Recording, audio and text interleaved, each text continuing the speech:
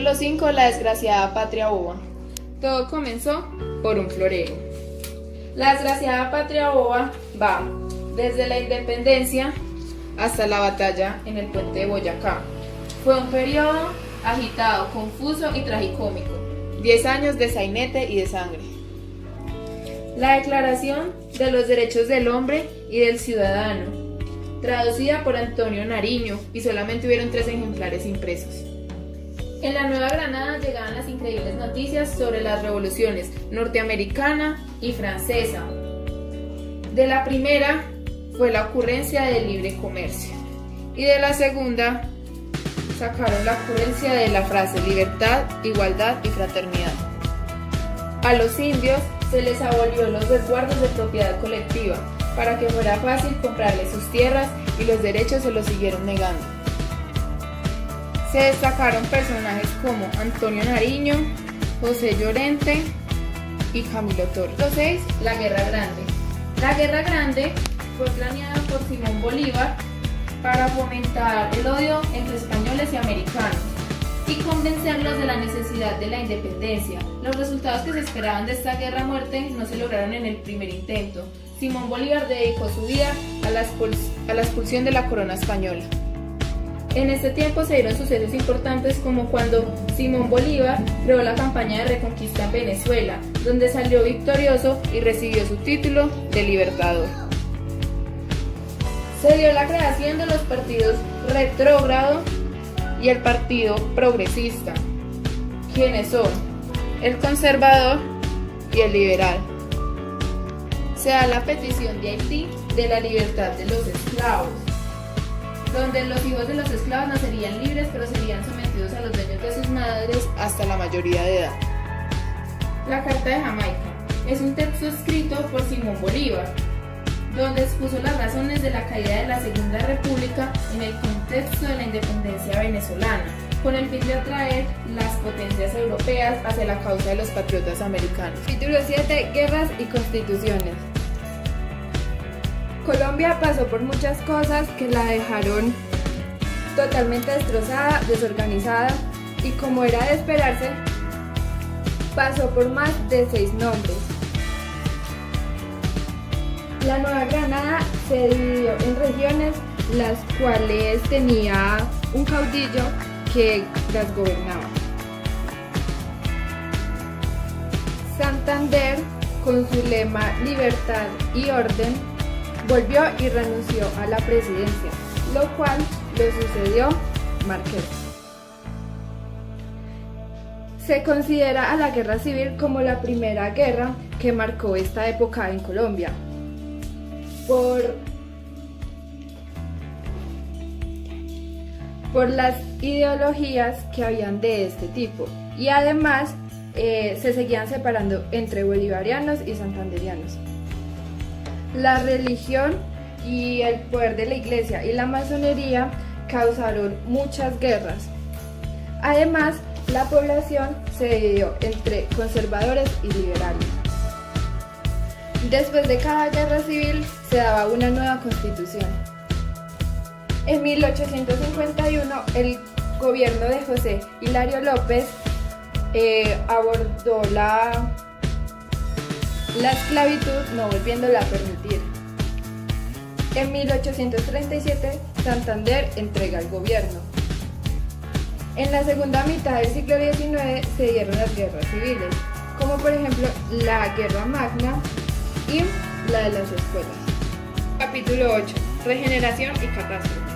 Para cambiar la guerra civil, que tuvo grandes consecuencias, entre ellas la pérdida del poder de los libertados y un siglo guiado por el fanatismo religioso, y medio siglo de hegemonía conservadora iniciada por el gobernante liberal llamado Rafael Núñez. La Constitución del 86 era rigurosamente centralista y resueltamente autoritaria. En los años 90 se desembocó una guerra llamada la Guerra de los 1000 días. Uno de los golpes más duros para el país fue la separación de Panamá con Colombia. En 4 de agosto de 1886, fue la creación de una nueva constitución. 9. La hegemonía conservadora. La catástrofe se apoderó de Colombia en los años de hegemonía, que duró aproximadamente 20 años creando corrupción y evitando la paz. 1. La misión de Kermel era crear reformas institucionales. 3. Se dio la redacción de una nueva constitución, la Constitución 86 propuesta por Núñez. 3. Se dio la Guerra de los 1000 días. Fue la más larga y sangrienta de las guerras civiles, desde 1899 hasta 1902. Aquí participaron personajes importantes como Alfonso López, Pedro Nel Ospina y Rafael Núñez. Título 10. La República Liberal. La República Liberal comenzó en el año 1930 y acabó en el año 1946. Empezó con el mandato de Enrique Olaya Herrera, quien prometió que salvaría a Colombia de la crisis, el desempleo y el hambre que se dio tras la depresión económica de Estados Unidos en los años 30. Liberales y conservadores se odiaban y solo se unieron en el año 1932 cuando se dio la guerra fronteriza entre Perú y Colombia. Acabó la guerra y López Pumarejo llegó a la presidencia, haciendo cambios en la Constitución y promoviendo el desarrollo de la Universidad Nacional. Eduardo Santos llegó a la presidencia gracias a López Pumarejo, pero apoyó ideas del también expresidente Ospina, creando así una época de odio entre presidentes. La violencia.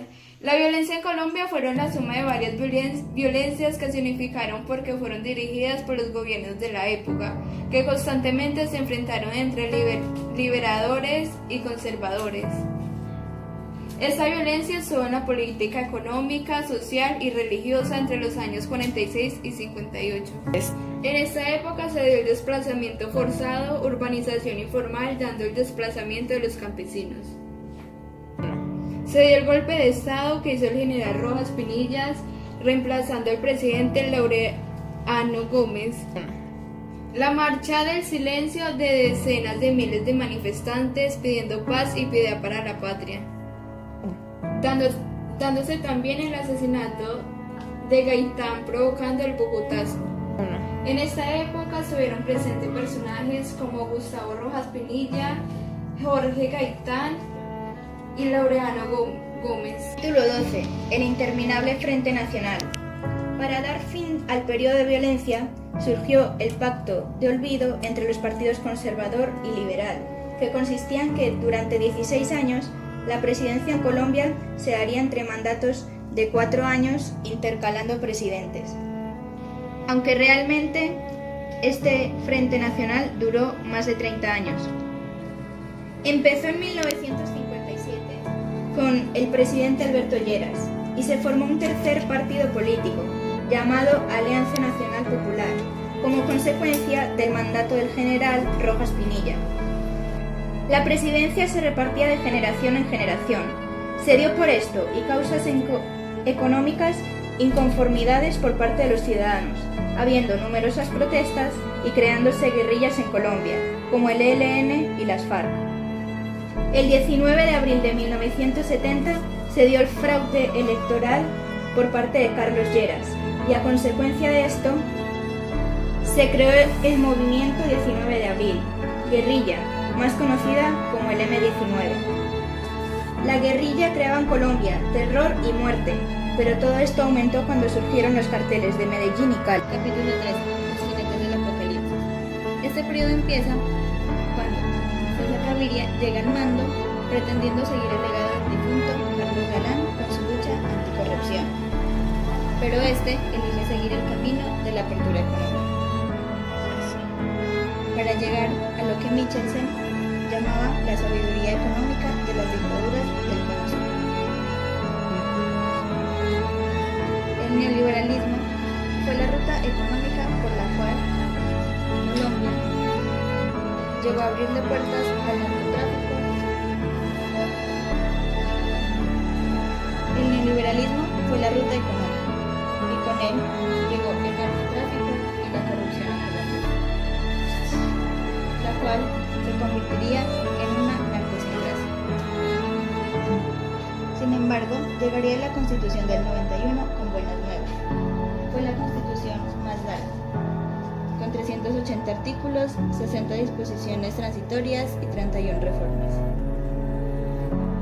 1. La cual también incurrió en una gran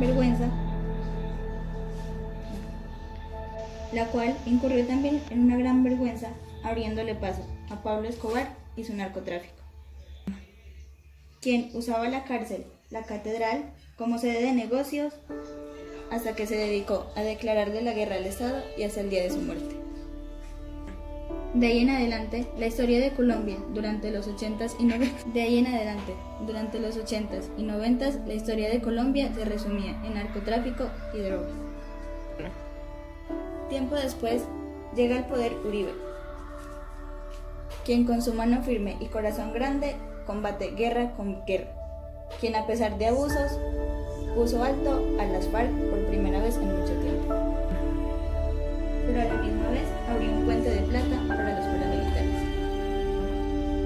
Luego del gobierno de Uribe llega Santos, nieto del liberal Eduardo Santos, el cual en 2010 firmó un acuerdo de paz con el jefe de las FARC. Este acuerdo es firmado por tercera vez en Bogotá y el presidente recibe el Nobel de la Paz.